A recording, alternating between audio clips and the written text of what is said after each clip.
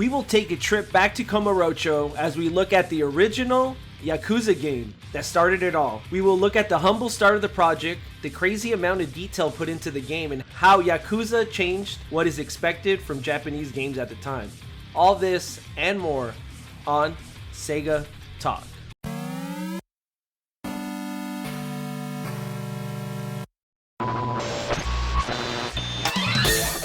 SEGA Bits presents SEGA Talk, a podcast talking all things SEGA! With your hosts, George and Barry. Look, it's a giant talking egg. I'm not talking to you. I'm talking to the master here. So what?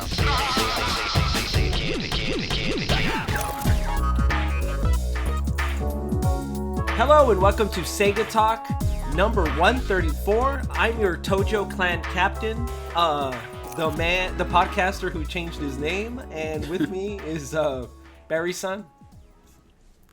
Hello. That was not in the notes. No, but that's a sign of respect, right? The son in the end.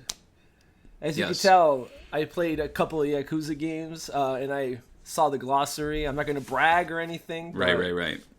That's just the type of gamer I am about the lore. So you want to That's true. You want to plug some Patreon lore?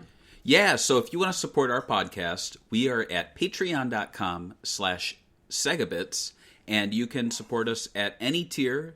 The lowest tier is $1, and that gets you in the door, as they say, and you can listen to this audio podcast a week early. $5 gets you video a week early. Sometimes it's 2 weeks if we record early, or if occasionally I forget on a busy Friday, and then it's like Sunday, and I'm like, what I forget? I forgot the public post, which means the Patreons get it a few more days. But yeah, so it's cool, it's fun, and at 20 you get to pick. This one's not a pick. This is a very rare one where we get to pick. And in this case, George, this is your pick, and I'm gonna turn supersonic. I have all emeralds here, so while you do your little explanation for why you picked Yakuza, I'm gonna turn into supersonic. Okay. So as you guys know, the title of the episode, we'll be covering Yakuza for the PlayStation 2. Originally, this episode was actually going to cover Yakuza Kiwami as well, because I thought it would be a nice little bookend, but there's so much stuff to talk about just with Yakuza or Like a Dragon in Japan. This 2005 Japanese game released 2006 internationally for the PlayStation 2 and was developed by SEGA NER&D. We'll talk more about that since they weren't that the whole time of development. They were two different teams. So what is your history with Yakuza on PlayStation 2? And do you remember Sega hyping this title up at the time?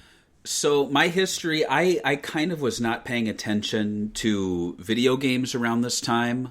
I had a PlayStation 2, but that was kind of in the early years of the console, around, like 2002-ish. So, here we're getting 4 years in. I'm 3 to 4. So I'm like in college at this point, not thinking of video games really, not following them. I remember hearing about Sonic 06 and seeing the trailer. But yeah, I think the first real Sega game I I picked up again, after the break was I think the last one I bought was Sonic Heroes for the Xbox, and the next one I bought was Sonic Unleashed for the PS2, which was end of 2008. So that's about a 3 or 4 year gap. So that's when Yakuza hit. So yeah, I never originally owned the game. I never originally played it, but and I don't know if we're going to touch on it, but I have it now, and it's an original printing, but it's a reprint. But it's an original print, and this is from that second run they did or whatever, years later. Site?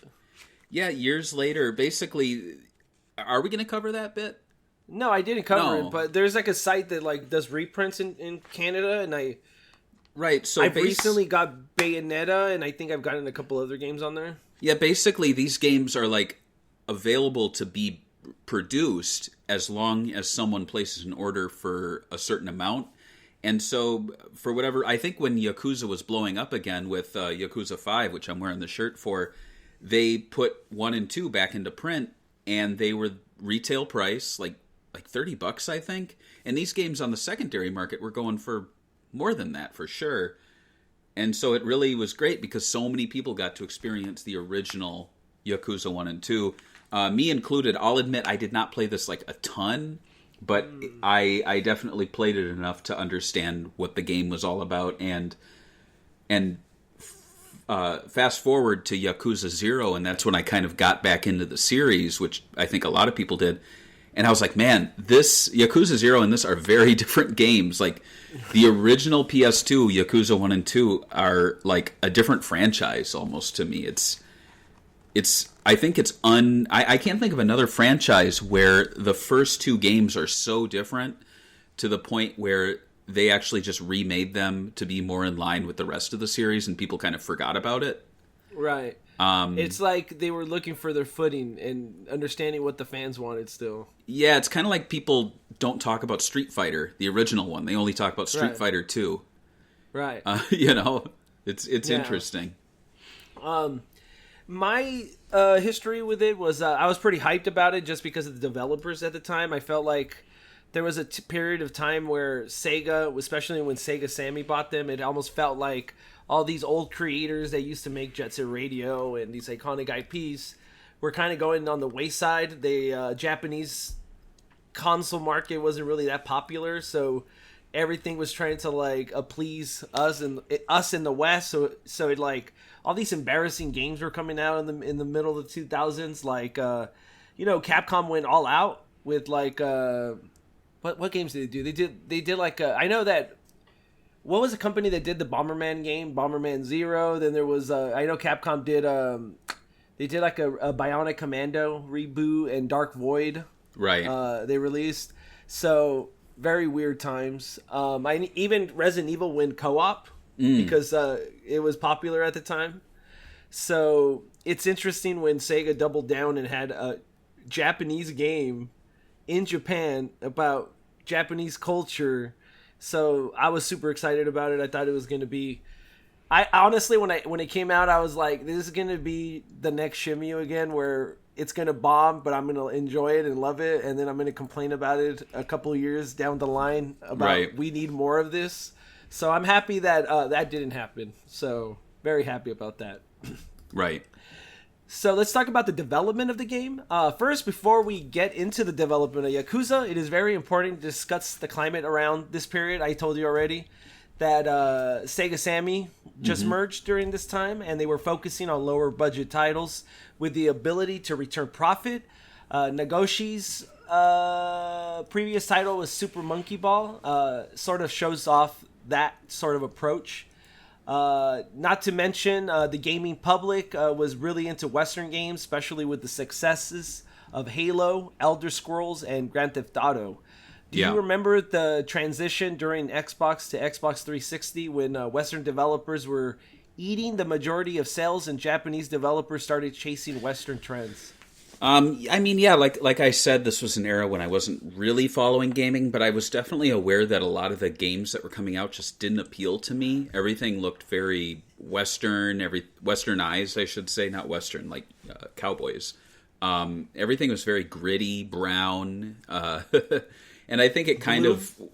Yeah, and I think the PlayStation 2 itself just kind of has a, like, waxy, brown feel to a lot of their games. I don't know how to explain it, but like, yeah, it felt like if you wanted colorful games, you got to go to Nintendo or Xbox. But I don't know, PS2 always felt kind of muddy to me.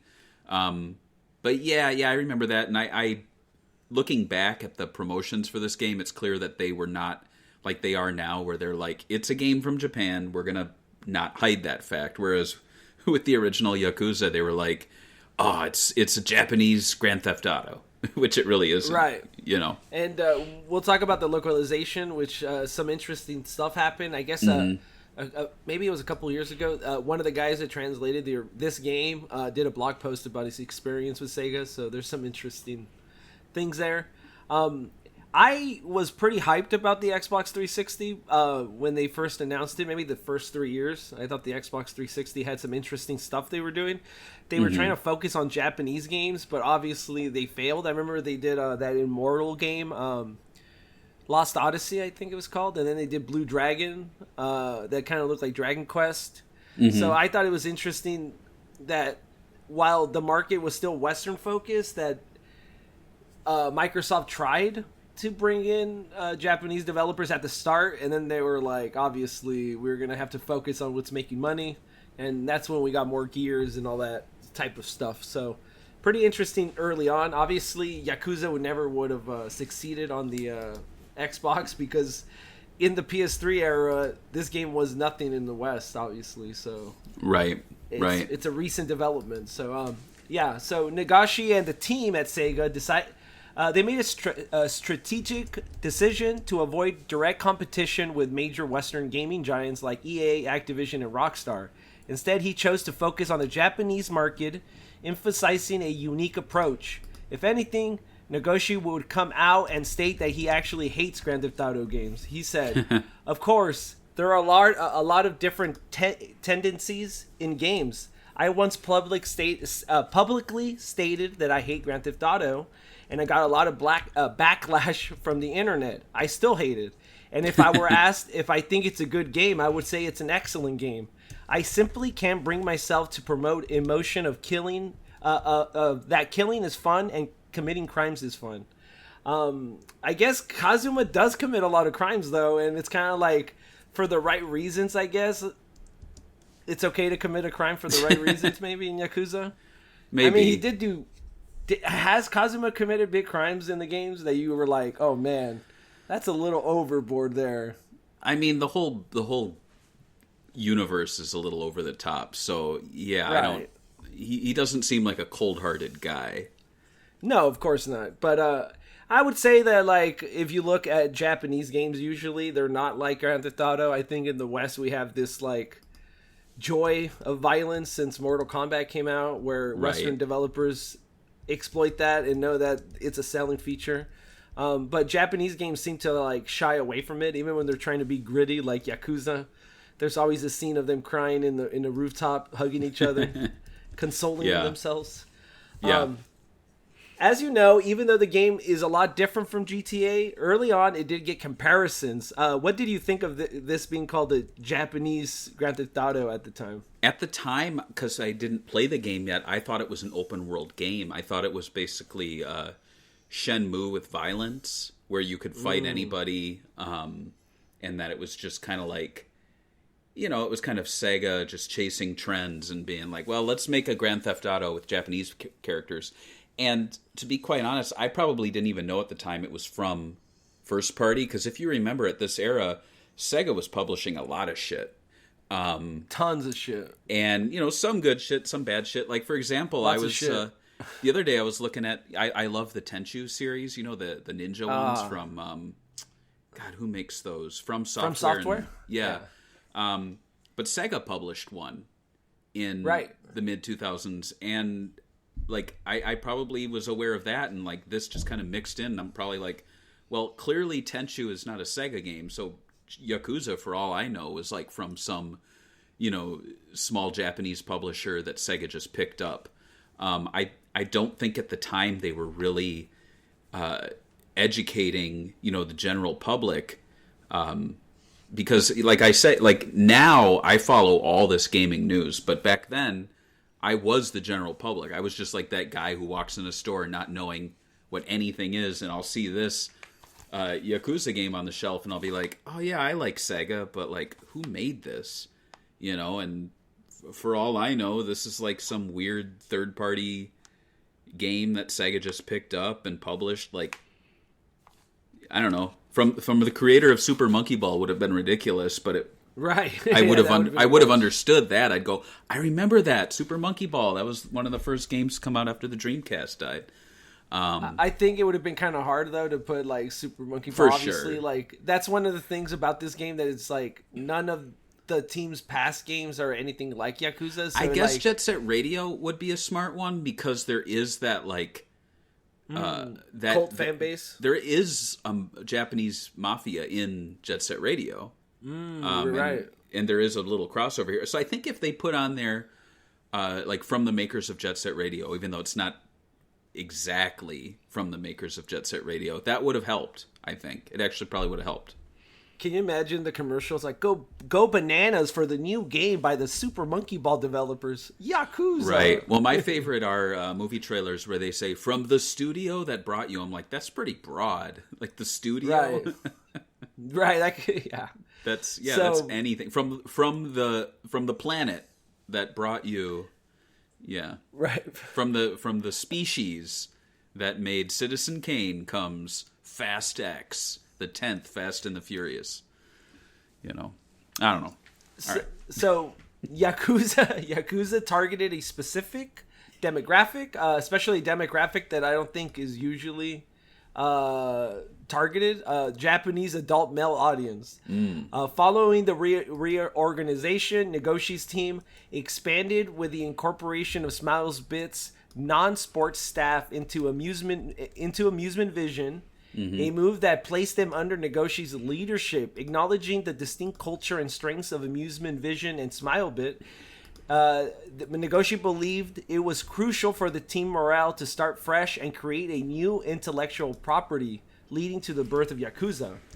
As listeners probably know, we're both real big fans of Smilebit and Amusement Vision, so I think I consider them right up there with Sonic Team and Sega AM2. Do you think these two teams would have like mixed well? Like if they told you back in the day, the guys that made Jet Set Radio mixing with the guys that made Super Monkey Ball, would you think that would have been a good outcome for a video game? At the time, it would have confused me, but nowadays I know that, you know, people can bounce around to very different games, Negoshi Right. being, you know, like all over the place. And even Yu Suzuki, like you look at Shenmue and you look at Space Harrier and you wouldn't think it's the same guy, but it is. So, yeah. Right. Yeah, so by 2005, Amusement Vision underwent a transformation and called themselves New Entertainment R&D, obviously under Negoshi's management. What do you think about that new name, like Amusement Vision to New Entertainment R&D? Like Sega really loves that R&D name on their teams. They sure do. Yeah. Do you like that, like as a studio, or do you prefer like the Dreamcast Amusement Vision, or you know what I mean, like? I you know, we have a Discord server, and there's some real you know, Sega history buffs in there, and I'll always chime in, and I'm like, they need to bring the studio names back, and then they go no, and they give me like 10 reasons why they shouldn't. But I'm like, right now we have Sonic Team and we have RGG Studio, and that's it. Right. And I feel like is this the studio? yeah, Which is a better name, to be honest. yeah, and I feel like when we start shifting into these new games coming out, like Jet Set Radio and Crazy Taxi, like they would do a lot of goodwill to bring back studio names, even if it's not Smilebit. Like, pick a name, otherwise people are going to go, who's making this new Jet Set Radio? And they go, oh, it's old Smilebit staff working in the same department as Phantasy Star Online 2. Like, that's kind of weird. Right. Just give them the Smilebit name. Bring it back. Bring back the logo. And same with Amusement Vision. I feel like that's been kind of dead for a while, but I've always loved them. Yeah. Right. I mean, they're RGG. I wish they would be able to like have an imprint within their own. Like, you know how when you have a comic book company, they have like Marvel, but then Marvel has an imprint, or like Right. DC Comics, and then they have Vertigo or Right. Black Label now. Right. It's like, why not have an Amusement Vision that within RGG that makes your kid games that are like more kid friendly, and just call them Amusement Vision? It's not that bad, but anywho. So during the development, Yakuza faced challenges, including initial rejection by higher-ups who anticipated a different direction from Negoshi and his team. During this period, Sega and Sammy merged to establish Sega Sammy Holdings, with Hajime Satomi being the new owner and CEO. Despite the initial resistance from Sega executive, Satomi's interest was piqued when he stumbled upon an unauthorized footage of the Yakuza preview in a video of upcoming Sega games. Through persistence, Nagoshi successfully garnered support for the project. So a lot of Sega fans blame a lot of the negative things that happened with Sega and the Sonic brand during this time period with Sonic 06 and all that. Mm-hmm. But it does show you that, like, Sammy did have some choices in what games came out, and they did okay projects, and some of them were actually projects that wouldn't have happened. Like, can you imagine Yakuza never happening because some Sega executive didn't like the idea of releasing a Yakuza related game?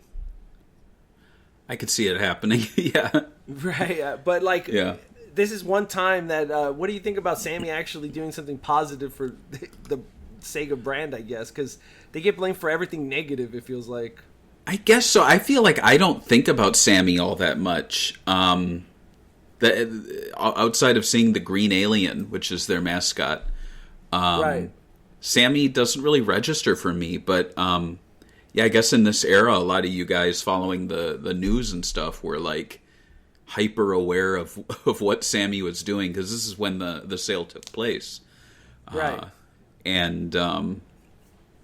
That's interesting. I mean, I whenever Sammy's doing something good, I guess good for them. But there's also been like a lot of rumors that Sammy is actually tied in with Yakuza. So it's actually kind of funny that he saw the video and he's like, oh, a game where you make a Yakuza guy a hero? Yes, we need to put this through. $20 million, right. $50 million. We have enough money for this one. Yakuza the video game, or Like a Dragon, became Nagoshi's most personal endeavor, drawing inspiration from his own life. The characters in the game were often named after individuals that he knew personally, with the protagonist Kazuma Kiryu holding a special significance. Kiryu's name, for instance, pays homage to someone close to Nagoshi. The narrative within the game were also influenced by Nagoshi's real-life experiences, reflecting aspects of dating, partying, and overall enjoyment of life. I mean, I think this is a joke with a lot of Sega fans every single time Nagoshi goes out to these events to promote it. He has two girls in his arm. He's dressed very flamboyant. I mean, I would say very peacockish, strutting out there. It feels like he's having the time of his life when he promotes these games, like that he's meant to be in the spotlight and thrown. What do you think about him saying this is kind of like based on his life? I could see that because, I mean, you look at the character model of Kazuma in this game and you look at him in Kiwami, and it's like he's two different characters. And you look at Nagoshi in the early 2000s, and you look at him now, and it's like two different people. So they changed too? Between all the Botox and whatever else he's done, he's got the caps. He's ridiculous. Right. Oh my god! People always have that meme where it's like, this is the guy that made Super Monkey Ball. He's like two different people, and you're like, no, I guess. I love when he's on that throne and he looks so like shiny and orange. Oh, the Yakuza 4 promo, and his cheeks are like this. Yeah, a lot of Botox. The guy could afford it. Hey, well, if I could afford it, I wouldn't do it because I like looking like a Dick Tracy villain. Like, wow. Stretch my face. Look at that. That's good.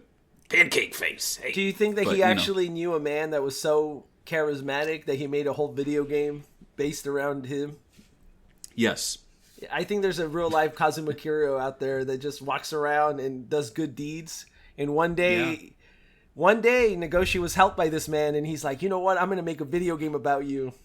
Yeah. Yeah. I believe it. I'd believe it. So the game would eventually be announced on August 6, 2005, with Sega holding a press conference announcing the new game simply titled Project J. Sega would then hold another press conference later that month in a club in Kobokichu. How do you say the real life Komorocho? Komorocho? Yeah, but Komokichu? Yeah, that's how you say it, right? I think so. I like how I know Komorocho, but not the actual real life one. I always thought Komorocho was a real place. Me too. I never knew. I literally just found out maybe 4 years ago. I feel like a moron. But anyway, the official title of the game was Like a Dragon. The game was in development for 3 years with a budget of $21 million. Just for notes, I put that Shenmue's budget initially was $70 million, or so it goes. Did you know that this game was in development for 3 years and it cost $21 million? It doesn't look like it. It No, looks like I agree. a low-budget game. Right. And especially considering that, I mean, the facial animation stuff is good. The cutscene stuff is great. Right. There's a lot of loading. The open world is pretty basic RPG, over the head, kind of standard weird shifting cameras from like PS1 era Resident Evil. The fighting's a little clunky. I would say, like, to me, I was actually surprised it was $21 million. I wonder how much of this went and got obviously a lot of it got reused in 2. So maybe that's another thing too, that you got to save the company money. And I know Nagoshi could penny pinch, as we've seen Yakuza games in the last 5 years. So I don't know. I'm actually surprised. A lot of Yakuza, that was a lot of things back then, was Shenmue fans making fun of this game, saying that Shenmue didn't even have a basis on how to make a 3D game like this, and they created it from the ground up. But they also cost almost 3 times as much, so Yeah. hard to know. But anyway, Nagoshi chose to make the game about Yakuzas due to the amount of violence the subject usually presented. It was also made to attract more gamers, as he felt there were less gamers during the time the game was made. The development team wanted to accurately portray Yakuzas, especially such as their obsession with Jingi, or Code of Honor. Originally, the game scenes had pinky fingers being cut off as traditional punishment, but these scenes were removed because of the rating board. Did you notice the lack of violence, like the finger cutting, which is kind of like a staple of Yakuza? Yeah, I did notice that they're a little bit nicer. I mean, they're not nice, but Right. they did. It doesn't feel like I'm watching HBO when I'm playing a Yakuza Right. game. Especially in the later games where Yakuza are really kind of like off to the sidelines as like a threat, but they're not. I guess they're a main focus, but they're not. It's like who you're trying to hide from or get away from. Yeah, You know? I agree. I think I noticed it too, and I think they make some allude that it's gonna happen, but it never happens in some scenes in like later games where they're like, "You got to give your finger," and in the end they don't. The character gets saved or something. Right. So there's a lot of that. But yeah, as far as I don't think you need the finger cutting. I think the game it kind of carved its own path. It's funny because when I think of Yakuza, I always forget, oh yeah, they're mobsters. It's not this guy called Kazuma Kiryu that just saves people in the streets. But yes, so let's discuss a little bit of the storyline. Do you want to read the storyline in your best Kazuma Kiryu voice? Oh boy, It has to be better than the Infinite Wealth dub, right? Oh, should I read it like an Infinite Wealth voice actor? Yeah. How do they say? They're like, on October 1st, 1995. Is it like that? Yeah, that's pretty good. Yeah. On a stormy autumn night in the Tokyo Entertainment District of Kamurocho, a mustachioed Yakuza family boss lies dead on the floor of his darkened office. The lightning punctuates his features, most notably his broken glasses, through which the bullet that killed him went before entering his head. In front of him stands a gray-suited young man, murder weapon in hand. A posse of police officers swarm into the office, weapons drawn, and order the man to drop the gun. The black-haired young man complies, turning around to reveal his face. The dead man's name is Sohei Dojima. The gray-suited man, Kazuma Kiryu. Oh, no. Kiryu. I'll butcher it like they would in the English dub. Kazuma Cairo. It's not the one who pulled the trigger on his own patriarch. Rather, the deed was done by his sworn brother, Akira Nishikiyama, in order to protect their childhood friend, Yumi Sawamura, from Dojima's advances. Ooh. Knowing that Nishiki's sister is gravely ill and needs to be looked after, Kiryu takes the fall for him and serves 10 years in prison for a crime that is not his own. 10 years later, Kiryu is released from prison in the middle of a crisis within Japan's biggest Yakuza organization, the Tojo clan.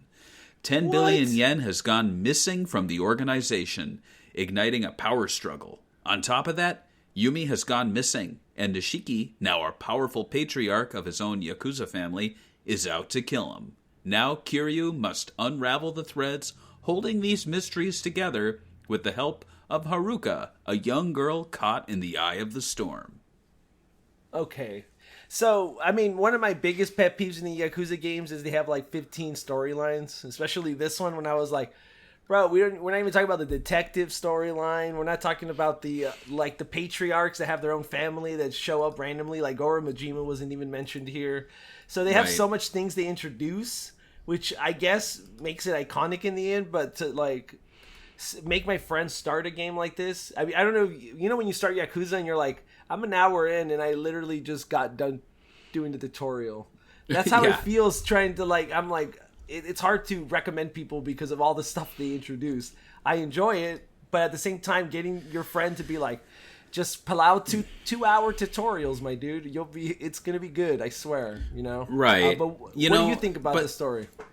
I mean, I'll admit, I have not played every single Yakuza game all the way through.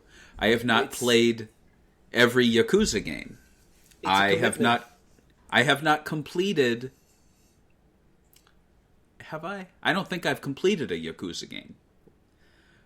Which sounds, but I've never reviewed one, so that's okay. But I mean, I've gotten hours and hours into some of them, but then the next game releases, and I'm like, well, I got to put Judgment on. I got to check that out. And then the next game releases, and I'm like, oh man. I love the games, though. It's just there's so much to be taken in. And the way I kind of approach the Yakuza games is that I own them all, and I'm relatively young, so I've got time. You know, like, I think there will come a time when I'm, like, just blazing through the Yakuza games, and I, like, finish, like, 5 of them. You know, that time's not now. It'll come. Maybe I'll retire and play Yakuza games. But as the story goes, like, I don't know, like, I've gotten into an argument with some people where they were like, I said, oh, I love The Man Who Erased His Name. It's so much fun. I'd recommend it to people even if they haven't played any Yakuza games. And they go, are you crazy? No, they need to play every single game leading up to that to understand the story. And I'm like, and the nuances. I'll be honest. I'll be honest, though. I jump into Yakuza games where I haven't, like, for example, 2, 3, and 4 were unavailable to me for many years until they did the remasters. So I played a lot of 0, a fair amount of the PS2 original, a fair amount of Kiwami 2, and then I played 6 for a bit. And, like, to me, like, I have no idea what's going on, but the games are fun. I love the characters, and I get invested in what's going on around them. But, like, I'll compare it to, like, Sopranos, where I've watched the Sopranos show, like, 3 or 4 times. Half the time, I don't know what's going on. You know, like, I don't know the intricacies of, like, oh, that guy, like, killed this guy, but then he went to prison for 15 years, but now he's, like, dating that woman, but he kidnapped this guy, and that guy's brother, like, killed his son. I don't know what the fuck's going on, but I know, like, James Gandolfini, like, is an awesome actor, and I like Paulie Walnuts, so, you know, like, I'm good. Yeah. You know, and just like with Yakuza, when I see Kazuma doing a funny side quest, like, I'm 100% invested, even if I honestly don't really know what's going on in the game story. I at least know I need to go here and fight a guy and watch a cool cutscene. So I think the story's fine for a first game. I think the idea of him going to prison and coming out is probably good. Yeah. I wish they would have focused more on him trying to figure out how things change. Because, like, Kazuma, like, is, like, so stone-faced. He's just a good guy that's trying to help people. And in this game, the city was trying to screw him over. So instead of him being the criminal, I almost felt like everyone else in Kamurocho was a criminal except for our boy Kazuma Kiryu. But I think one thing that made this game more popular and easy and more accessible than Shimu was that this game had a beginning, a middle, and an end in one game. So you could just play one of these games and not play another one, and you feel satisfied. You don't need to know what happens next. If you liked it, there's more games that have their own self-contained storyline with their own... Like, 2 has its own boss, and then the boss is done. This one has its own boss, and he's done.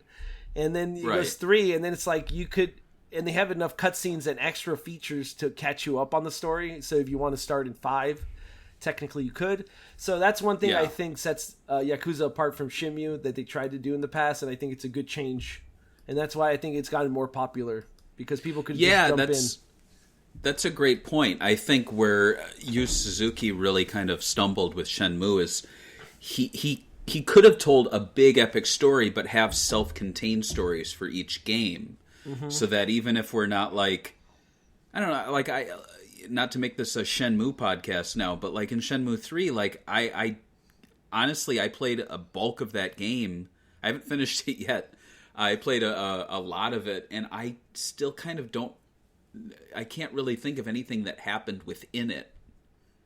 You know what I mean? Like, I know some grand, like, movements from Rio going from one place to another, but I'm not like, oh, this one guy was the big bad.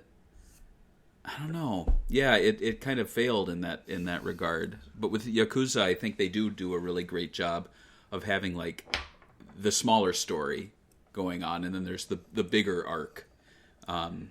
Yeah.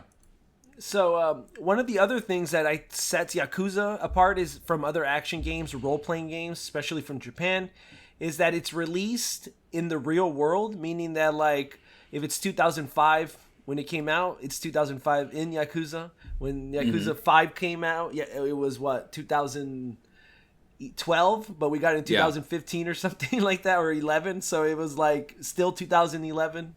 And if it came out like in Christmas, sometimes they would literally like have a Christmas setting in some of the in Yakuza 5, I think there's a Christmas winter setting. So what do you think about them using the real time, like the characters growing up in real time with the user? I like it. I noticed with the latest game that came out, Infinite Wealth, that the Sega Play Centers are now the Sega Club is now Club Sega's Gigo. No, which is no. Did you know that? No, I didn't. I haven't played it yet. I was still trying to get through. The other one. But I both hate that and love that, because it's like, it's, love it or hate it, it's a reflection of the era. You know, like, and I like how Yakuza's not living in some sugar-coated reality where Sega's always, you know, in the arcade business. Like, it's kind of cool to see a game like Infinite Wealth that celebrates Sega's past with a lot of really great arcade games.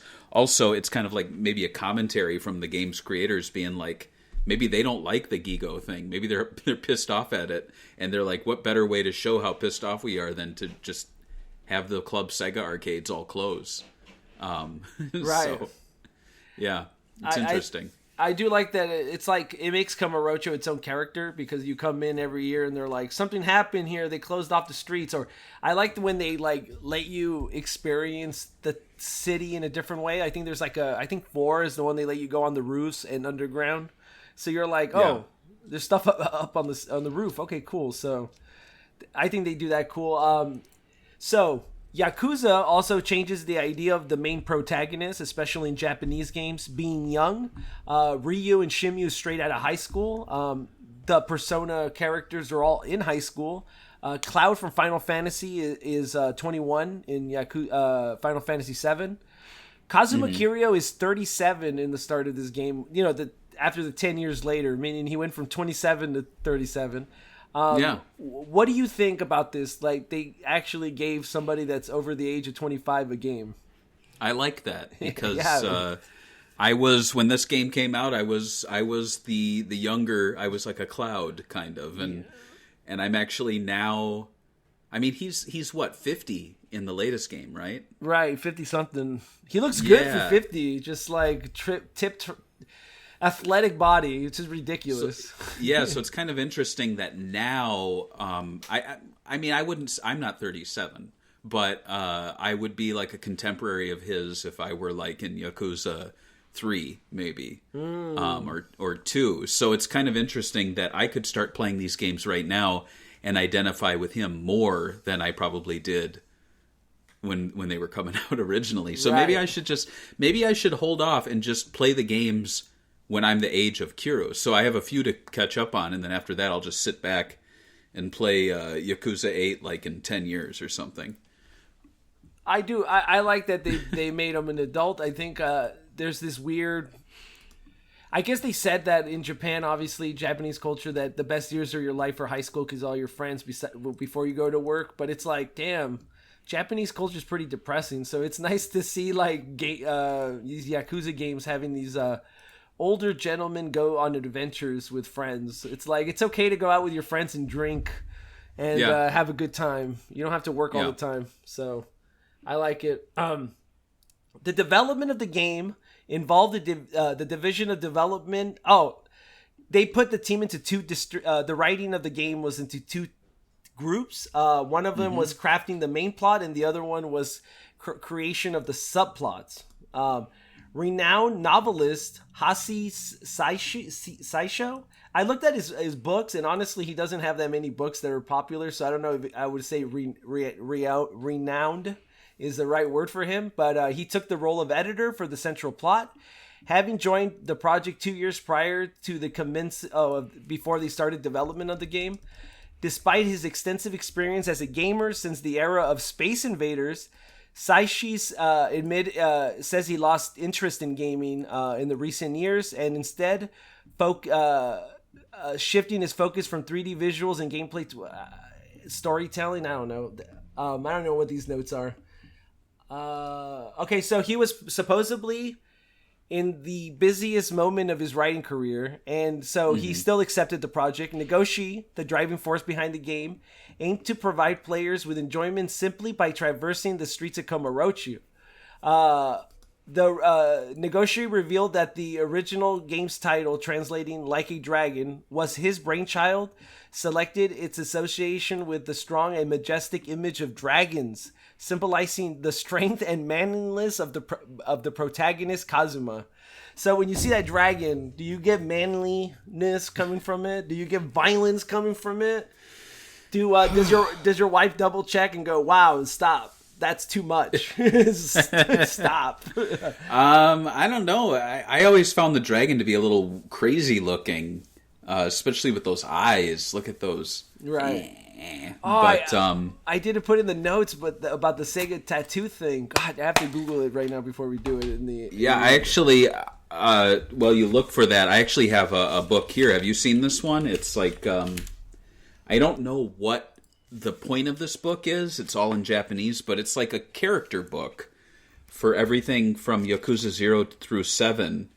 And it's, even though I can't read of any of it, there's a lot of really cool character models, illustrations, but there's a whole page or two of all the characters' tattoos, which is really neat. Nice. So you can check that out. I think it's I think this promotion was for Yakuza 3 because it's in 2010. I remember that. Yeah. That sucks.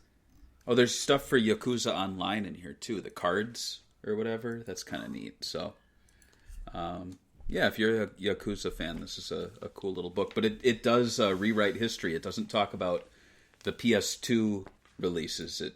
It's all Kiwami. That's weird. Kiwami, I feel, has more content and release things than anybody than the original game. Yeah. Oh yeah.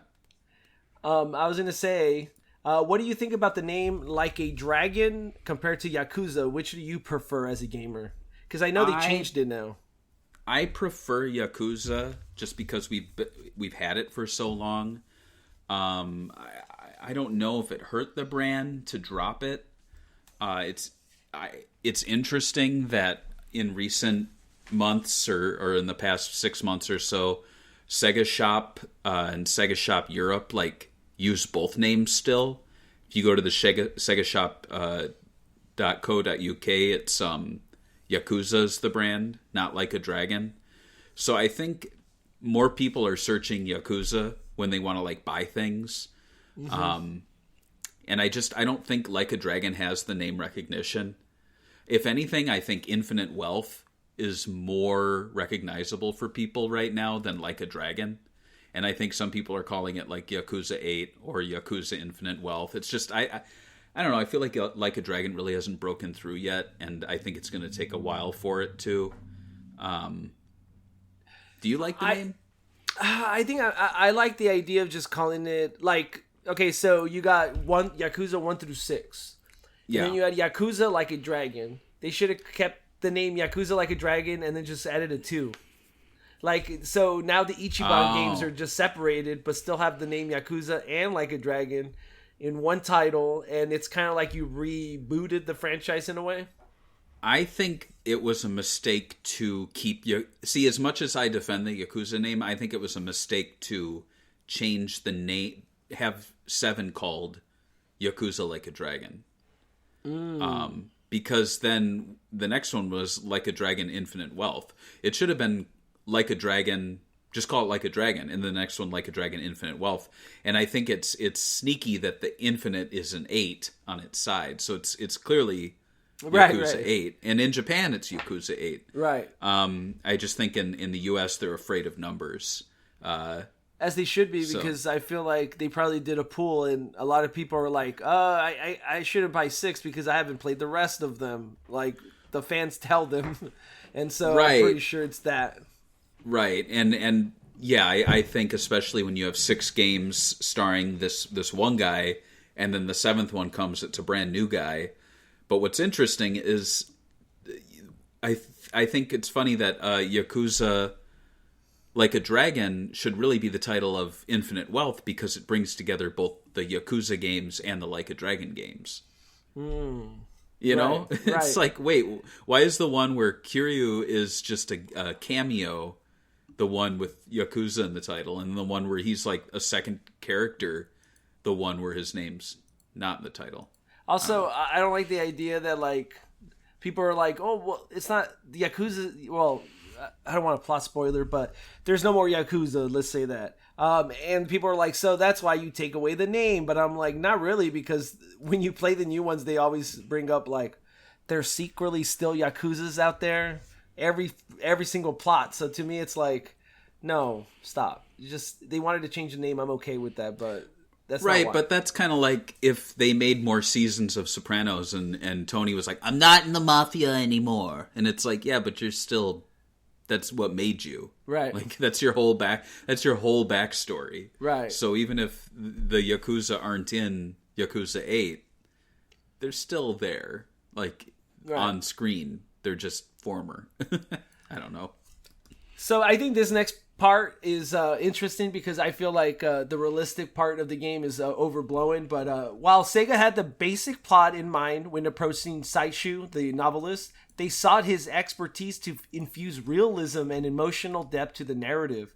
Under his guidance, the ages of characters like Makoto Date and Kazuma Kiryu underwent modifications to enhance the overall story. Crafting subplots proved to be less rigid task, as the team aimed for each subplot to seamlessly blend with the main story, maintaining a consistent emotional tone. Some initially proposed ideas that were discarded for their perceived silliness, while others, like a subplot involving a man facing rejection and attempting suicide, face a brink of removal from the game due to similar concerns before ultimately making it into the final cut. I feel like the silliness of Yakuza actually sold the game after a while, and letting these the team members be as silly as they want actually sold more copies than the gritty realism Yakuza stuff. Like he was like doing stuff like he has to go to prison because that's what happens in Yakuza. You have to be old for that reason, but it's not really why it's interesting. Like I agree, he did some of the foundation he laid was good, but allowing these characters to be silly is I think what made it as popular as it is. You have this like foundation of realism with silliness on top of it. Right. Well, and I think that really works because you can't have a game that's all gritty realism, downer plots, because it's also a video game. Video games are supposed to be fun, and I think when you counter it with silly moments, it really enhances when the drama hits. And I've brought it up already, but like a ton of HBO shows do that. Sopranos has a lot of really silly stuff in it, like fighting over bread at a dinner, or a singing novelty Billy Bass. And then I just started watching Oz. Have you seen that? I've seen that. Yeah. That show is effed up.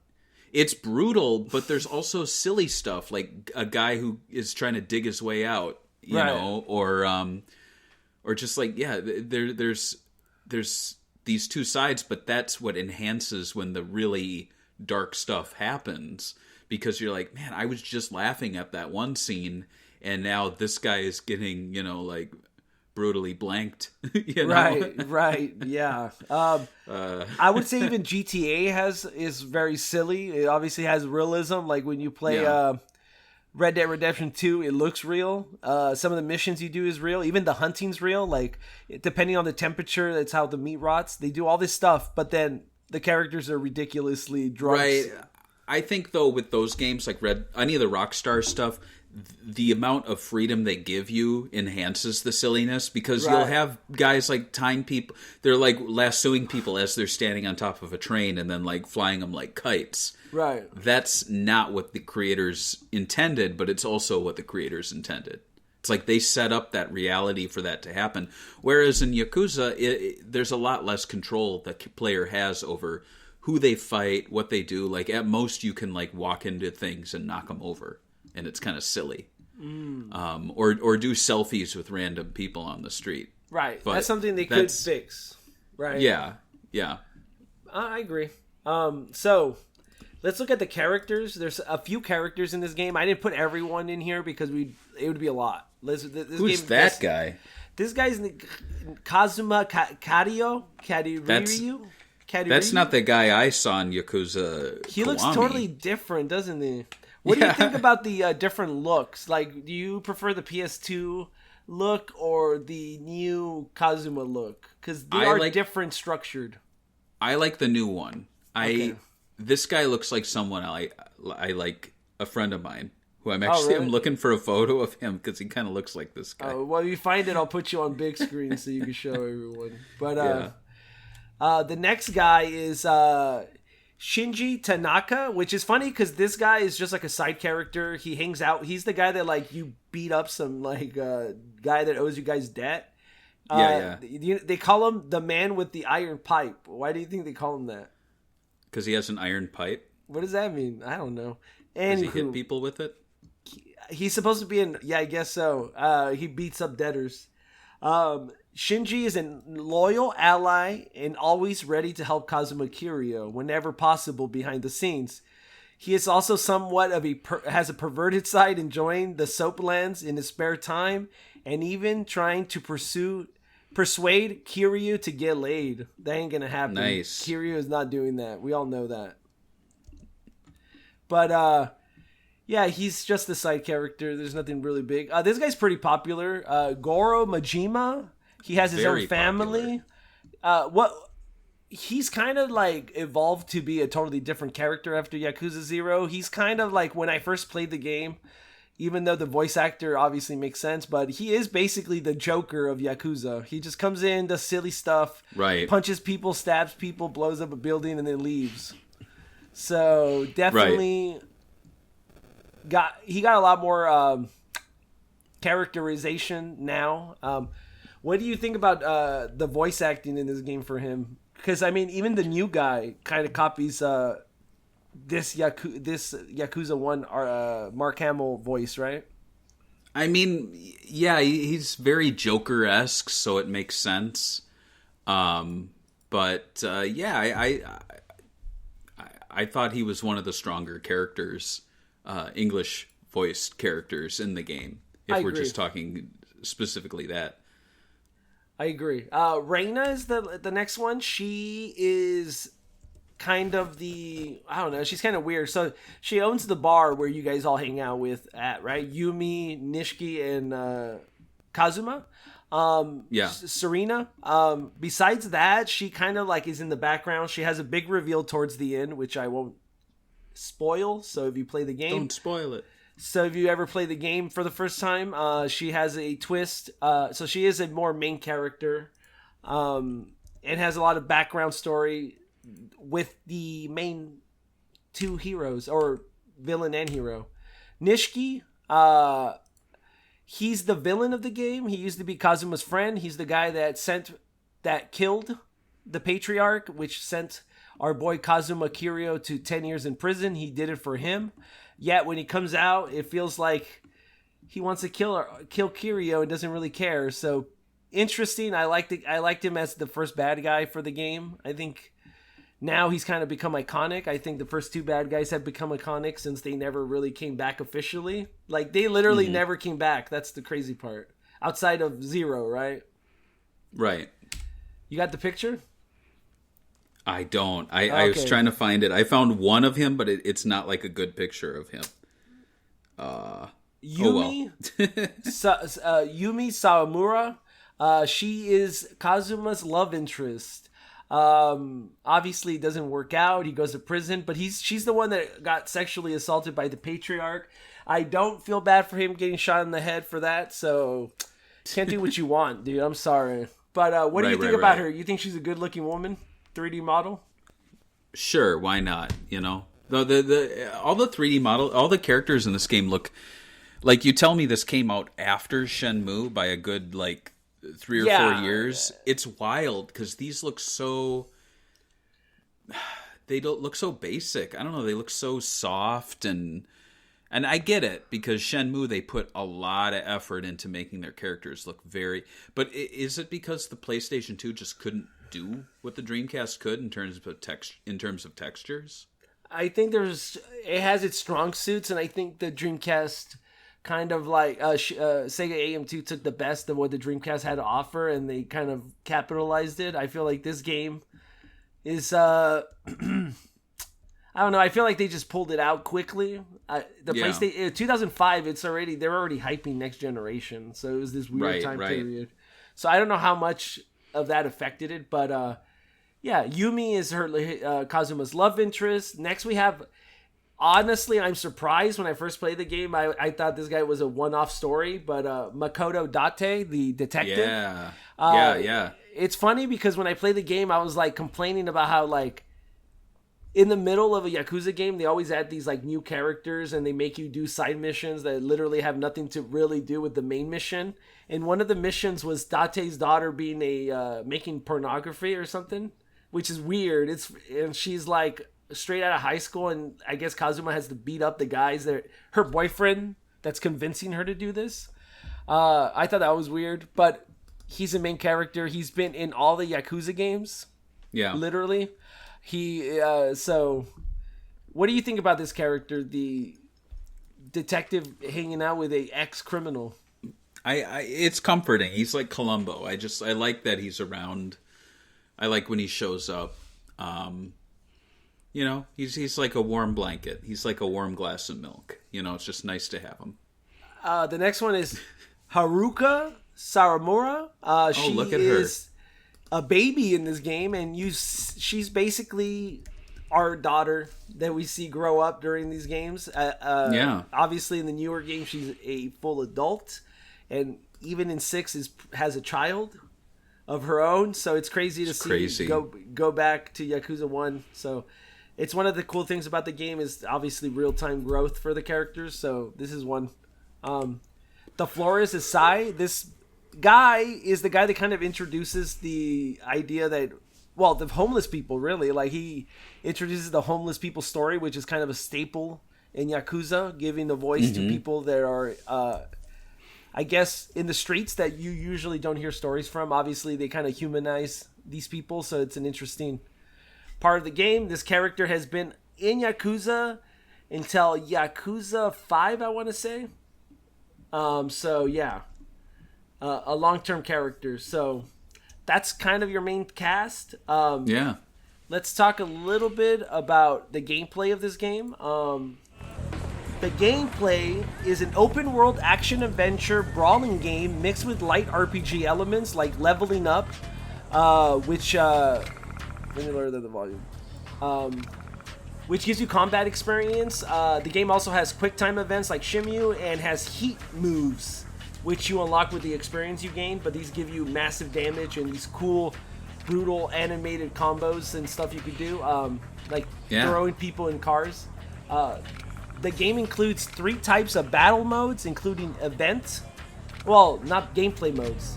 Event, which is like cutscenes, adventure, moving on the map, and battle. The battle is a brawler like Spike Out, which allows you to do rush combos, grabs, guards, and sway.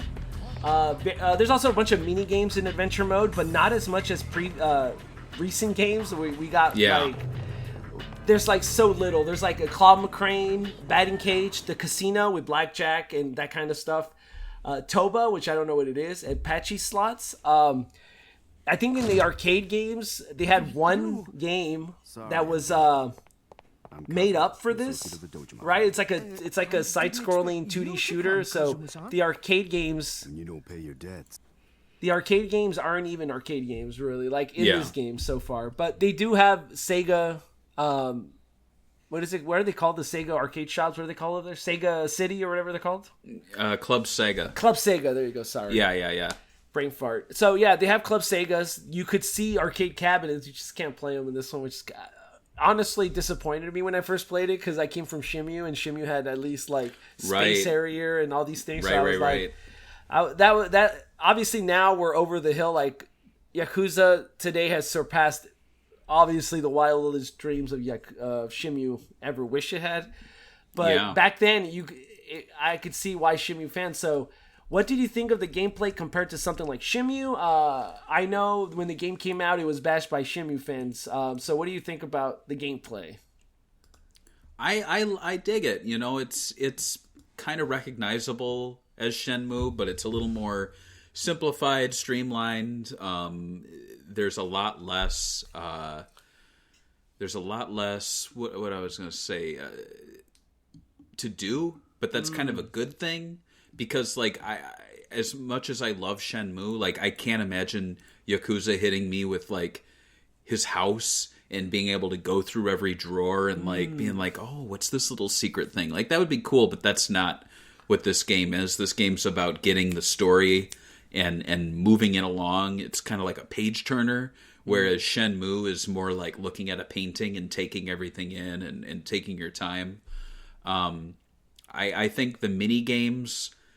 Now, going back and playing this original version of the game, leave a lot to be desired. But it's still cool that they gave you what they did. I think it's wild that now with Yakuza 8 you can play Spike Out, which this game is basically a follow-up from in terms of the combat.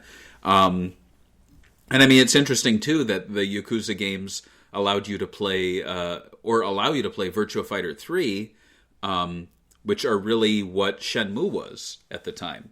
So it's kind of wild that the Yakuza games let you play the original arcade games that inspired both Yakuza and Shenmue.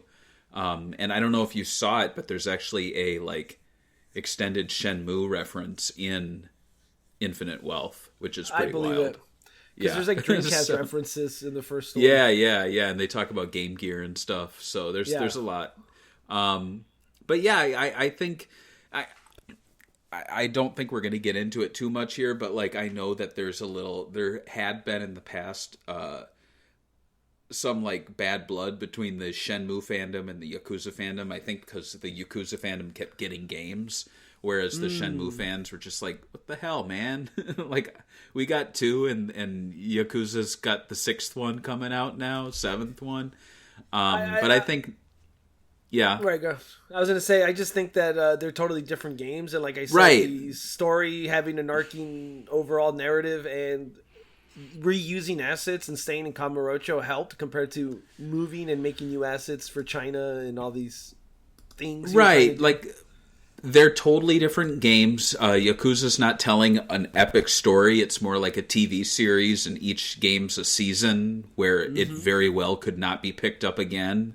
And, you know, if Yakuza ended with Yakuza 5, I think people would be fine. If it ended with 6, people would be fine. Right.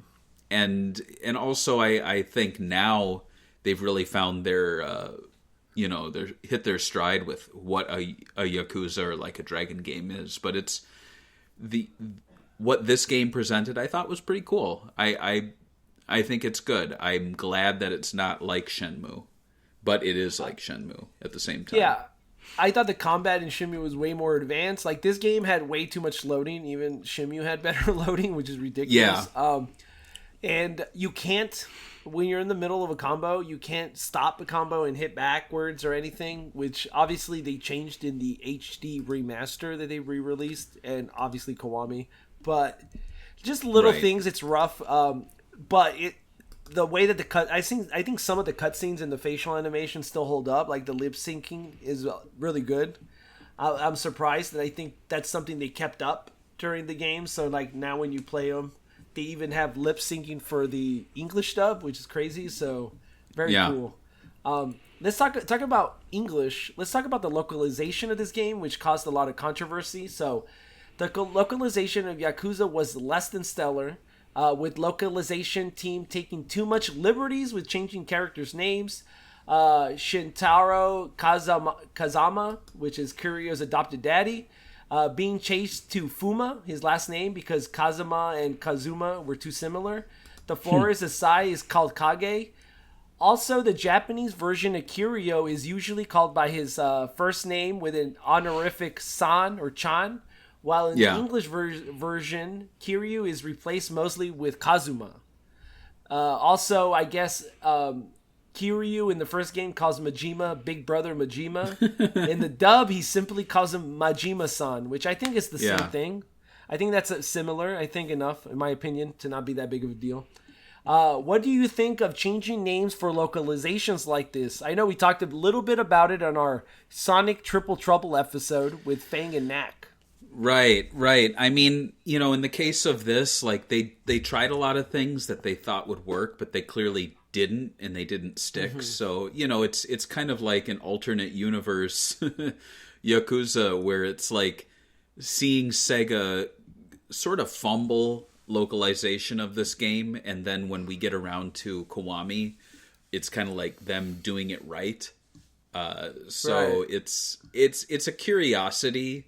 I've always found this game now in context to the series, like when I look at this on the shelf, it's kind of like the equivalent of me looking at my Jackie Chan Blu-rays, and like I have these really cool collections of the original Cantonese, or what does he speak, Mandarin? I think he's Cantonese, versions of the films, and then sitting next to them is like Rumble in the Bronx, which is just like, this is kind of like the Rumble in the Bronx of the series, where it's just like I like it for what it is, but it's silly, it's cheesy, it's making some stupid decisions, but like it's also like, this is the game where I get to hear the voice actor for Goofy play a character, just like in Rumble in the Bronx, you get to hear that like woman who's like, "Oh, Jackie, let me give you a big kiss."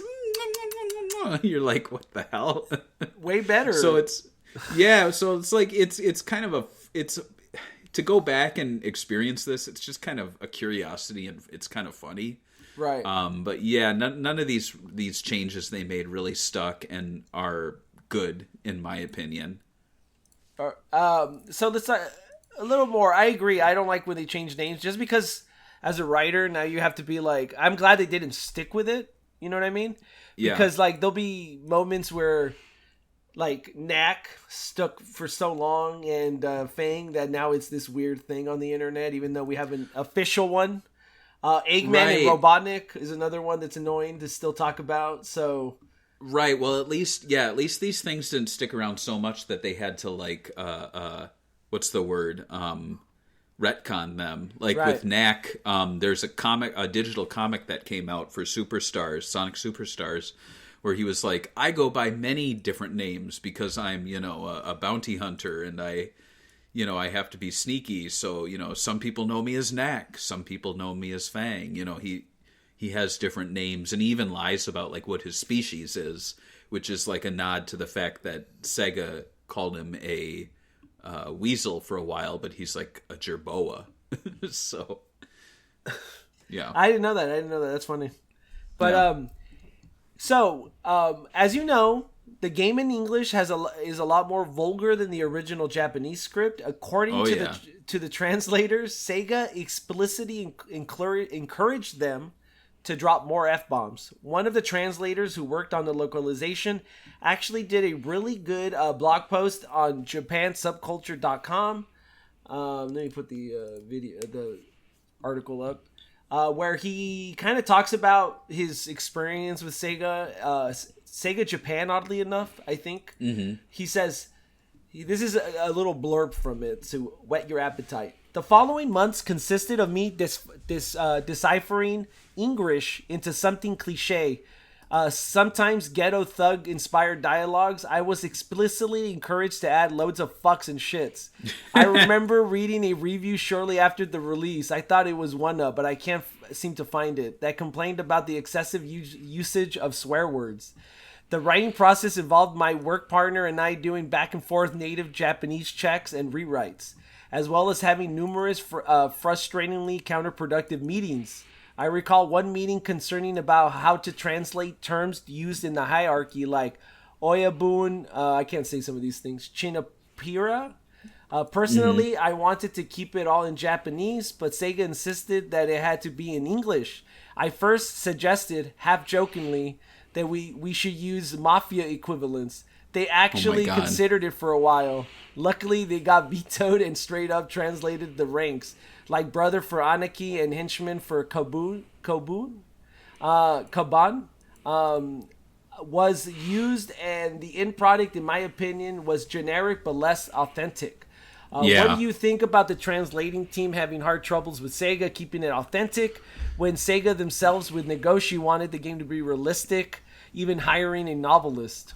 Yeah, that's a big fumble on Sega of America's part, and it just kind of goes... It seems like some of the people there from the mid-'90s were probably still around, because if you remember, we've had Japanese food turned into hamburgers in localizations. Right. So this seems like turning a bowl of rice into a hamburger. It's just like stupid Sega decisions where it's like, we have a game where it's very clearly set in Japan. What should we do for the food? Oh, give them hamburgers. They did that with Phoenix Wright, the hamburger, and remember the rice. Like we don't know what rice is.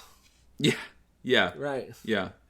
I'm happy that we're going away from that. Like if you played 13 Sentinels, one of the big things is the Japanese food. I found out about new Japanese food from that game more than I have going to Japanese restaurants, so it's absolutely cool. Yeah. And it's funny because there's a big Japanese market near me, and I go there and I see all these like what are they called, what's the nice term for white kids who are like super into Japanese culture? Weeaboo. And they're like all into the pop culture stuff, and they know like all the manga and all the statues being sold. I walk in there, I can't recognize any of the stuff. Like maybe the Studio Ghibli things catch my eye, but I'm like 95% of the things there I don't recognize. But then when I go into the food court, I recognize all the foods because I've played the Yakuza games, and I'm like, oh, I know what that is, and I know what that is. Right. And so it's like you're really into Japanese culture.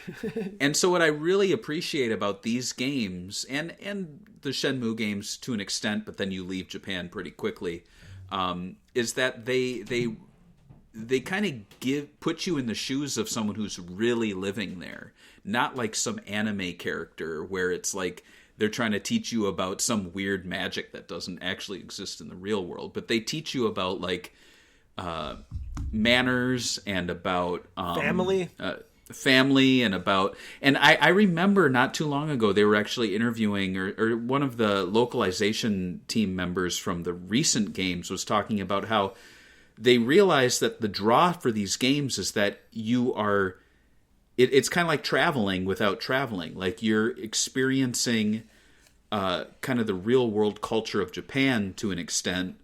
And so why not like faithfully translate those things so that people can understand, instead of being like, I thought they ate all hamburgers in Japan. It's like, chicken nuggets and Mountain Dew.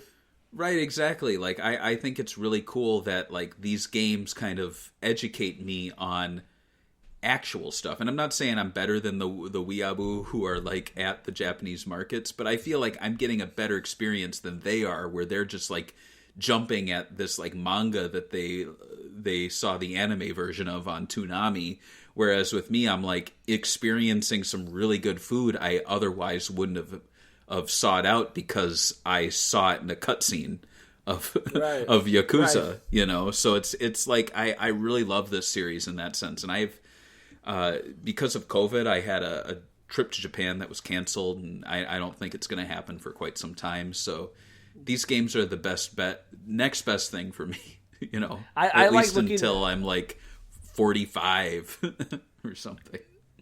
I was gonna say I really like looking at the architecture, especially when 6 came out. Like I spent so much time looking at the buildings in the new place you were. I forgot where it was. Was it?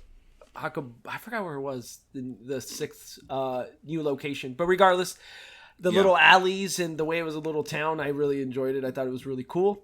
But the nooks and crannies, right? They really do a good job about it, and I was blown away by the Dragon Engine. I was surprised that people were complaining about it. They were like, Yakuza 0 was better. I was like, you guys, shh, don't make me mad. Anyway, let me enjoy something. Sega of America actually got big voice actors to do the dub, or movie actors, I would say more like it included Mark Hamill himself, who played a little guy named Luke Skywalker. You might have heard of him from a little indie franchise called Star Wars. And who also voiced the Joker. And then Michael Madsen, who did Mr. Blonde from a movie some movie that I've never heard about called Reservoir Dogs.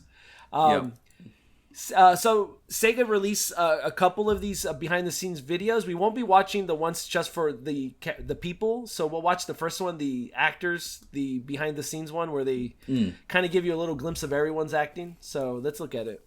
I'll play it now. The music is ridiculous. You initiate. That's silly. You left yourselves open. I was hoping that we could work together again. If this bomb explodes, the 10 million hidden in the bar will go up in flames. If you met her, you'd see it right away. Like always, you're as tough as nails. You won't get past me. Shimano is a big package. He's not Gulliver, however. He's a big package. He's kind of dangerous. Doesn't suffer fools. But I think somewhere deep down in the heart of Shimano, maybe he cares. I couldn't remember your name. At least but your smile, your mannerisms, I remembered. Still, it was very vague. There were so many gaps. I wasn't able to wait for you. This is silly. What's that? It's like she's the worst voice actor. Probably him. And those aren't real recording sessions. I think they are. Love video games. I think they are because when you see them side by side, they use the actual one. I think when they were showing maybe they just sound video clips of what this was, like they had the trailer for it. And I was like, holy, I better bring my game to this now, doing the voice for this, because this is the real deal. In the presence of all the affiliate bosses, this is so I'd like bad to ask the chairman something. I'd like to ask the chairman something. Stop! Stop it, both of you! Sorry about stop! Anyway, it's just like you to surprise me like this. I think if the game works, perhaps there'll be a new game called The Return of Shimano. If you have kids of your own, you're gonna have to teach them a little respect. I'm doing this because he disrespected you. He's learned his lesson. The last game I remember liking was The Warriors, and this looked even cooler than that. So I'm excited to start playing this game. So there we go. I was going to say, it's funny that he said in the end right there that the last game he played was The Warriors, the Rockstar game. Yeah. It's interesting. What do you think about the voice actors? And I think, oh my God, some of them are so bad. I can't believe they kept it in a trailer and then said, yeah, we're putting this out there. Like the girl going, no, both of you stop. I'm just like, no. It's interesting because it's like a mix of like stunt casting and then people who are actually really well known, established like game voice actors or Mark Hamill animation voice. Yeah, like Mark Hamill, he's probably the best one that they got there. Right. And it's kind of wild that like they could afford him then, and nowadays there's absolutely no way you could afford Mark Hamill for a game like this. Right. Whereas there is who's in the stunt casting they did for 8? He plays himself basically. What do you mean the stunt casting? He's got the mustache. Machete. Yeah. Fuck. Am I supposed to know because I'm Hispanic? I forgot his name. Yeah, but right? yeah, he's Machete. That's his name. Yeah. And so it's For kind Spy of like Kids. it's just kind of wild that like he's in Yakuza 8, and I feel like his career is kind of like at the place where Mark Hamill's was at the time of the original Yakuza, where it's like he was in some big stuff and now we can afford him because he just does animation voice acting. But yeah, some of the other ones are like, let's get pretty girls to voice pretty girls, and that's not really how it works. No. Rachel Leah Cook is interesting because she was in Josie and the Pussycats, which is a nice Sega iconic. Has a ton of Sega product placement, which I'm kicking myself because they did an anniversary screening like last year in Chicago for that movie, and I didn't go because I didn't know about it. And I was like, I could have like met the director and been like, why was there so much Sega product placement? Because they paid him. That. That's why. That's a sweet movie though. She was good in that, but she wasn't that great. I mean, I guess she was one of the better female voice actress in this movie. But yeah, man, Michael Madsen, like this is him. I think this is him coming off of or close to Kill Bill. Right. And in Kill Bill, he's like washed up loser. And here, and in this game, here he's like a real life washed up loser. Exactly what I was thinking when I was watching him. It's like, I wonder how much Sega paid him. Like, do you think they just gave him like $100 in coupons to Sega games and like a pack of beer? They probably were saying, I bet for a lot of these people, their agents were like, look, this is going to be a big video game franchise.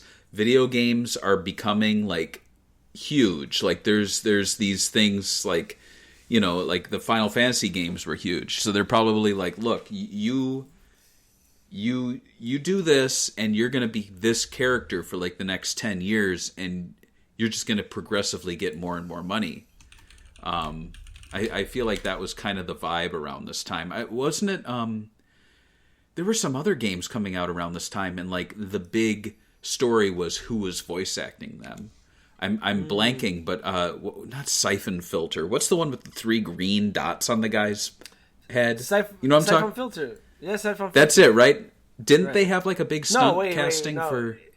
It was. It's not Siphon Filter, but I can't think of it. Sorry. But I just remember like it always be like the big story in like Next Gen or Xbox Nation, like who the voice actor was.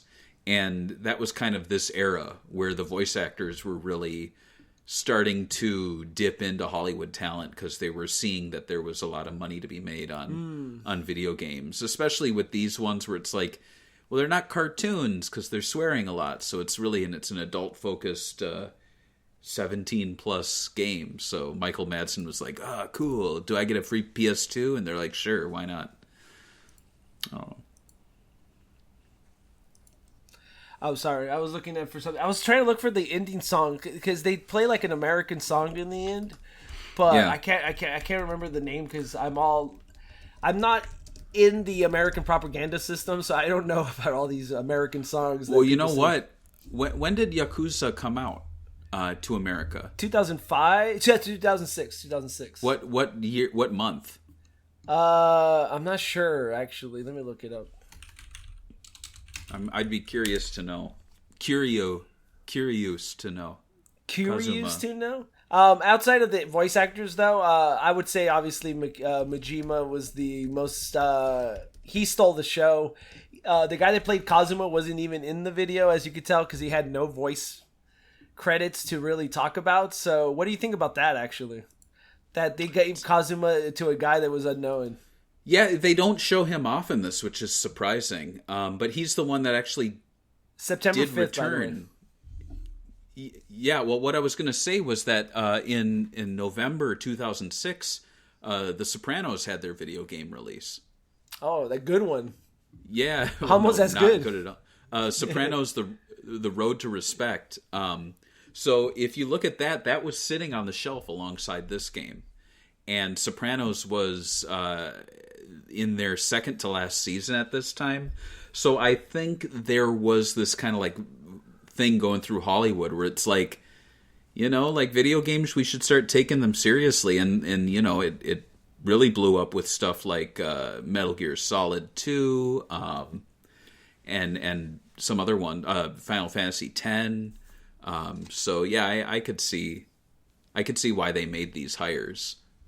Me too. I mean, I think even I agree. It makes sense, but like, I don't feel like they promoted it enough.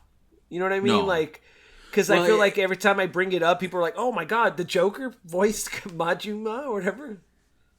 Oh, that they didn't promote it enough. See, for me, Right. I feel like they promoted it mostly with this instead of having Nagoshi like in front of the camera. They should have done that too. Yeah, and I feel like now with Yakuza 8, they're spending too much time on Twitch streamers and influencers promoting the game when they don't talk to the team. You know, like, who is the new RGG studio? Like, what's their thought? And I think what I really loved about Sonic Frontiers is we actually saw a lot of commentary from the director on Twitter at the time. You remember that? He was like really open about talking about the game and answering people's questions. And he was really accessible. And I think now, like, Nagoshi's gone, you know, whoever's in charge of the games now, I feel like they're not accessible. Heck, we got an interview with Nagoshi. Remember that? Yeah, we had to like email a lot for that one to happen. Yeah. I was like, yeah, they were like, oh, he has 30 minutes to answer. Okay, here's my questions. Yeah. But yeah. Yeah. So let's talk more about the English. So originally during the release, one of the biggest complaints was that the game in America only had English voice cast and couldn't be played in the original Japanese language with English sucked. subtitles.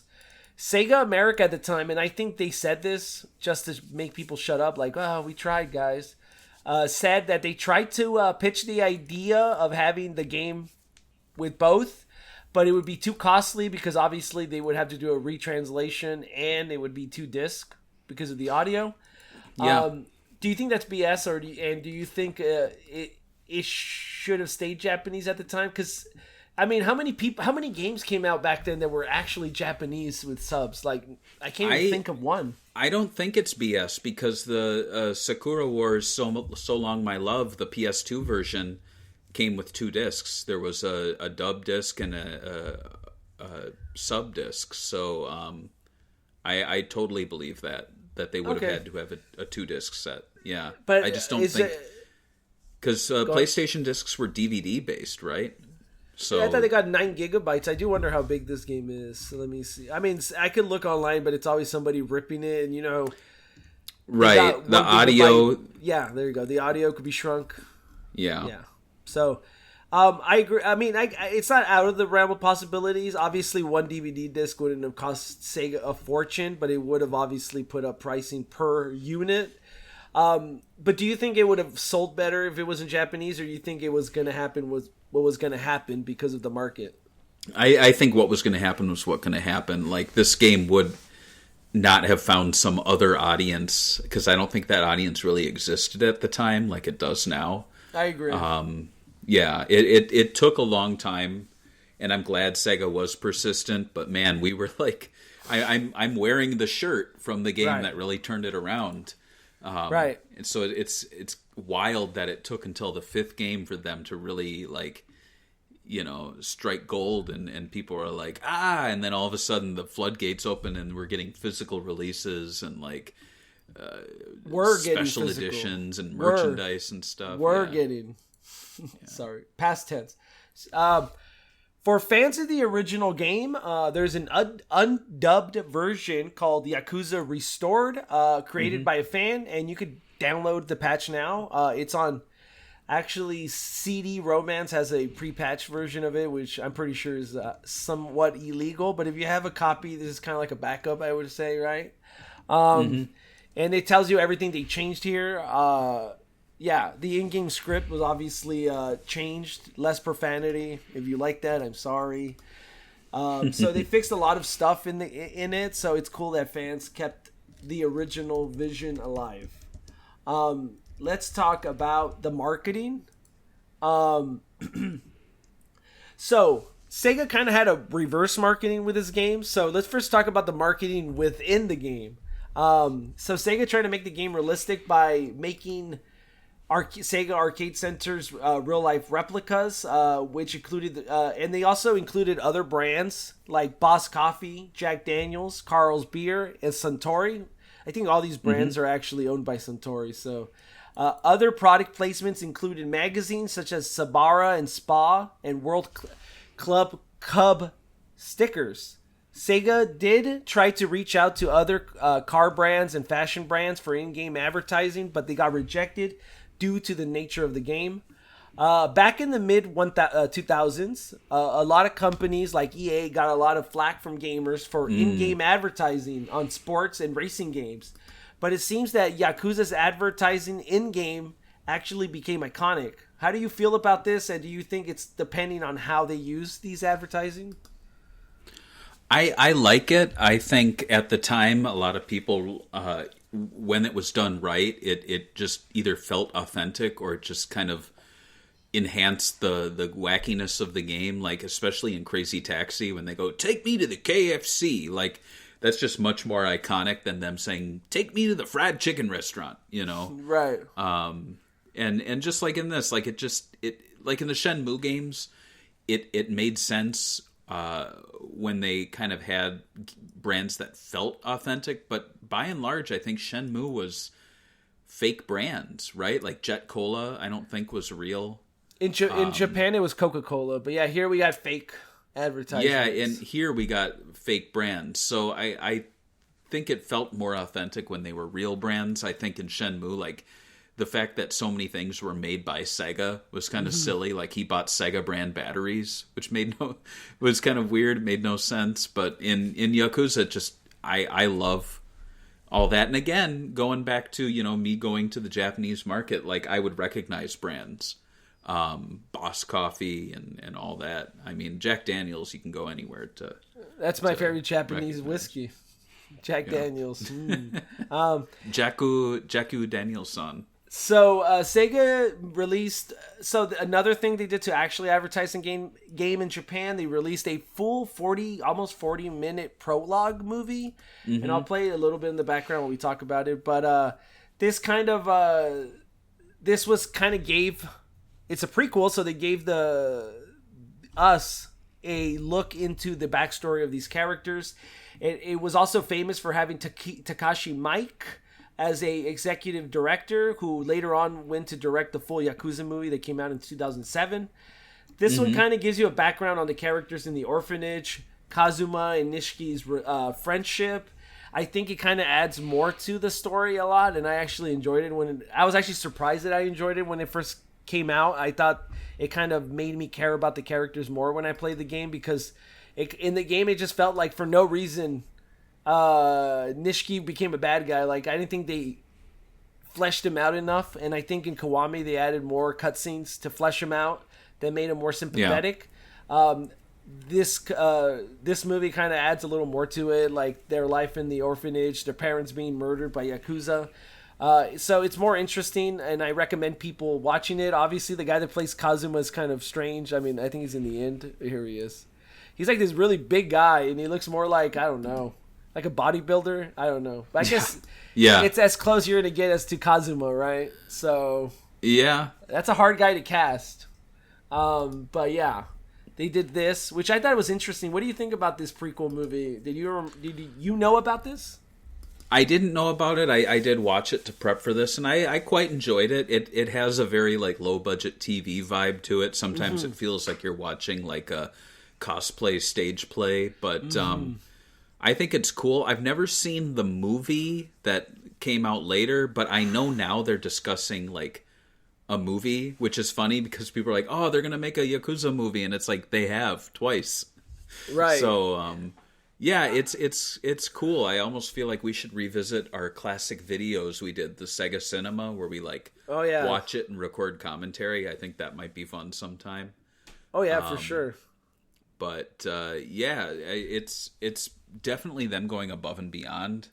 I remember when Shenmue 2 came out, they had the voice actors dress up like the characters, and they like filmed little promos. But this is going even further. It's just a shame they didn't use the voice actors, right? They didn't have the voice actors playing the characters.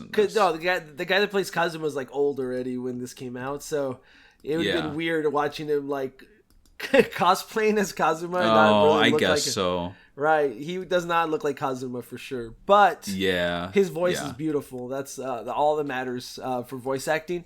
I like this. It reminds me a lot of what they did with Unleashed, where they released also it wasn't a prequel. It was more of a side supplement, horror little short with characters. Mm-hmm. I wish they did that with Frontiers. I feel like that game needed like a prequel or some sort of like animated film. They did the Knuckles one, but it didn't really answer or add too much. It just kind of was like how Knuckles got kidnapped or transported there. And then there was the comic book, but yeah, I feel like Sega hasn't done something like this big in a long time, especially with live action actors. They haven't done this before or since, from what I can remember. It's very 90s Sega, where it's like they had a lot of money to spend, and they really went all out. I'm kind of surprised they were able to do this. Right, and and the other one that reminds me of is Forces had a prequel DLC for Shadow. That's pretty cool too. Right. I think something like that's cool too. Yeah. Like, I wouldn't mind them doing I guess we did kind of get a prequel DLC. Literally, The Man Who Erased His Name is a prequel to why he is in 8. Right. In a weird... So I guess that's as close as we get to the Shadow DLC. Right. Interesting, but yeah. Let's look at the print ad. Mm-hmm. This is the American US print ad. Do you remember this ad? I do. I really like this ad. This is actually iconic. Really cool. Yeah, this is an iconic ad in my opinion. Yeah. So it reminds me of the Bayonetta ad where it just had her foot stomping down on the bullet. With the bullet? bullet? And the bullet. And it just, that kind of like does everything. And this one, I wish I had seen this at the time, because it just really, I think this is much more iconic than the cover art of him with his shirt off and you see the tattoo. Like,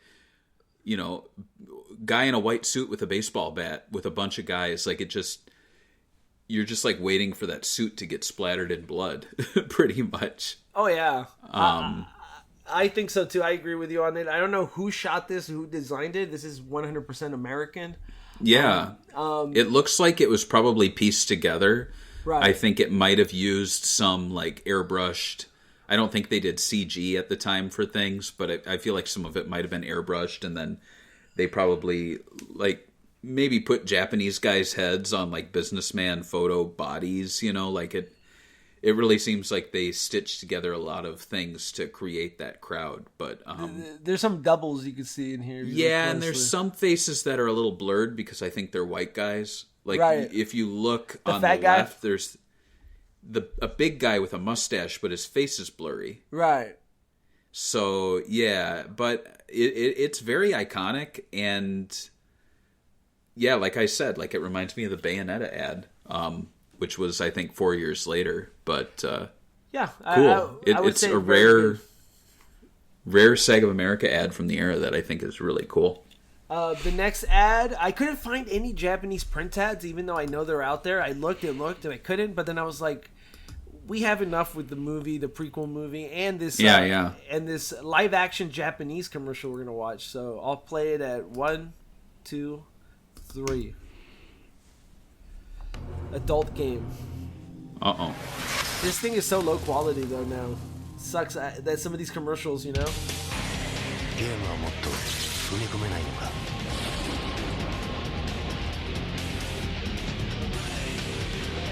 this is who you get to be, the bad boys. Yeah. That's it. There's like no gameplay. That was literally it. Just like you could be cool, and that's the commercial. I don't really know how that sounds on the game, but whatever. I will say though that you know what? I really wish Sega would have put the prequel movie and maybe even the live action commercials and stuff, that all the promotional material in Kiwami as extras. I don't know why they don't do that. That would have been sweet. Yeah, for sure. All this stuff is missing. Like even the prequel film looks like a VHS tape because it's so low quality at the time. They saved it from the Sega website and they had to save money by making it crappy. So to me, it's like, come on. This is not Yakuza 1, but I thought that it was interesting anyway to talk about that. Sydney man gets Yakuza inspired tattoo. So what do you think about this guy's tattoo? Like there's a picture of him standing right next to Kazuma and he got it like the exact tattoo. Yeah. Too much? And you think this guy's probably eating good now that the franchise is popular? Oh yeah, no, he's probably a local legend. They probably call him Kazuma. Didn't he win some sort of like contest or something? I didn't read the article, but this has nothing to do with Yakuza 1. Yeah, he won a contest. Yeah, this is for 3, I think. Oh, 4. The video review on the bottom. So that's cool. That's all I have for the promotional material. But we have Legacy. So Yakuza had a legacy that I think we all assumed Shimyu would have had at the time.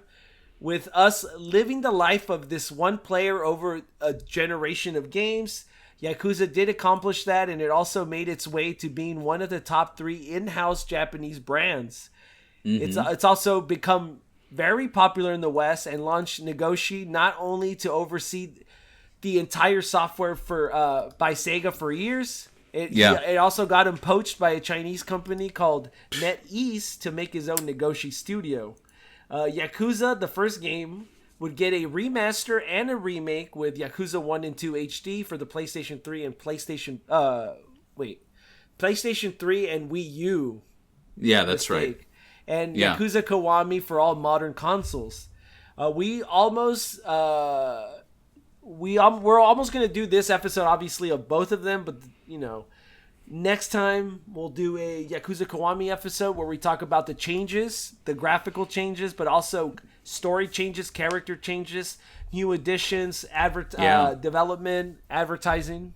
So that should be a fun episode, and so we will most likely continue the game and the story moving forward.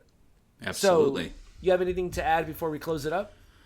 It's like I said earlier, like the Yakuza games 1 and 2 on the PS2 feel like almost a different franchise to me, or different games. I feel like more people need to revisit these because I feel like they've really been kind of, just like the prequel movie we talked about, like they've been kind of erased from Sega's history. They're not playable on any modern consoles. You need to either have a PS2 or you need to be able to speak Japanese and import it for like another console. But for what it is, it was kind of like a great Japanese game that's kind of fumbled by localization, but not completely so. It's like I said, it's kind of like the Rumble in the Bronx of the gameography, Yakuza. where it's silly, it's not perfect, but it's still enjoyable for what it is. I'm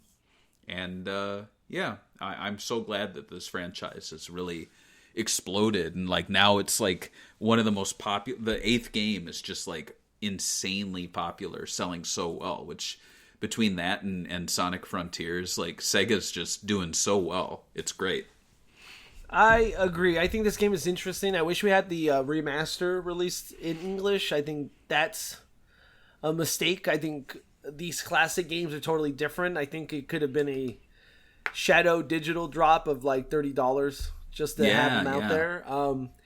Because they are different games, from characterizations to everything. So I wish we did get them, especially since the fixes in the remaster are like 100% worth it. Less loading. You got the combat's better. It's more like Yakuza 2. So definitely one of my one of Yakuza is one of my favorite franchises, so definitely can't not recommend it enough. Absolutely. Do we have any memories to read? We do. Let me open up patreon.com/segabits, and thank you to our Patreon supporters for sharing their memories. Looks like we have the most we've had in a long time. So let me jam through these. Thankfully, I think Yakuza has long ending credits. So first off, we have Ando, who says, I imported the original PS2 game from Japan, thinking it would never make its way to the West. I turned out to be wrong soon after, but I wasn't going to complain because working my way through the game with my basic Japanese skills was a slog and a half. But I don't remember beating the first game in English either, so I never picked up the sequel. Then Yakuza 3 had stuff cut out, and I just kind of dropped off the series. That changed when Kiwami came out. Now my girlfriend and I are working our way through all the games together. We're up to 5 now, and we could be faster, but these sub-stories are too amazing to ignore. I'm really glad the series got a second wind here in the West, and has now become an international successful franchise. Hams says, originally, Yakuza passed me by despite my interest in it. At the time, it was compared with Shenmue, which I loved. In my opinion, it's nothing like Shenmue. Anyway, I think Yakuza 4 had already come out to the West. It had always bothered me, being a massive SEGA fan, that I had never played the Yakuza games. But I also didn't want to start in the middle of the series, so I downloaded a PS2 emulator and Yakuza on my PC. Not sure if it was powerful enough to run. It ran fine, although it had the vertical line down the middle. It didn't bother me. I had a good time with the game, and I played through the sequel the same way. From Yakuza 3 onwards, I've bought every mainline game. It has become one of my favorite game series. I just played through Like a Dragon Gaiden, and can't wait for Like a Dragon Infinite Wealth. Jose Luis Romeo says, I remember doing the classic disc swap method for playing imports on my PS2 for the first Yakuza game. It was Shenmue meets Fukasaku Films, a dream come true. It was a mix of serious Yakuza drama and wacky characters. When Kiwami came around, Yakuza had evolved into a bigger, more serious drama with crazy submissions and mini-games, yes. And Kiwami made the first Yakuza more in sync with the rest of the saga, Yakuza 3 onwards, while giving more of the backstory of Nishiki. I loved replaying the original story and the many additions. Daniel Andres says, oh yes, it's about time you guys did an episode on this game. Hell yeah, more Yakuza.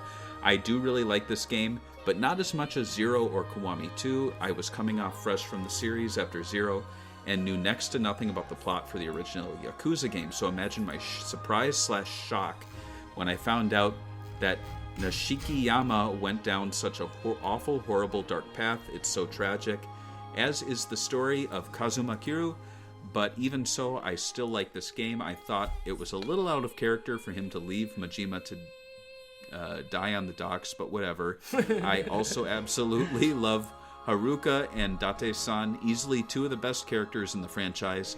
A great game overall, but I'm more excited for you guys to eventually cover Kiwami 2, because I have lots to say about that one. And we'll have lots to say on our next episode, George. Next time on Sega Talk, I'm going to be doing a Patreon pick. It's going to be talking about Sega World. Whoa. I have that game. Yeah, me too. No, Super Mario World. No, Sega World. It was a chain of amusement arcades and entertainment centers. Mm-hmm. So you're going to be talking about the history of the opening and all that? I guess so. There's so many of them, though, so I don't know if it's a specific one. I know Sega World Sydney is a really well-known one. So, yeah, we'll see where it takes us. Maybe we'll kind of, I think I'll treat it kind of like the Candy Cabinets one, where it's kind of going to be an overview of what Sega World was in the various locations. So, yeah, it'll be fun. All right. I guess we'll catch you guys on the next episode of Sega Talk. Bye. Bye.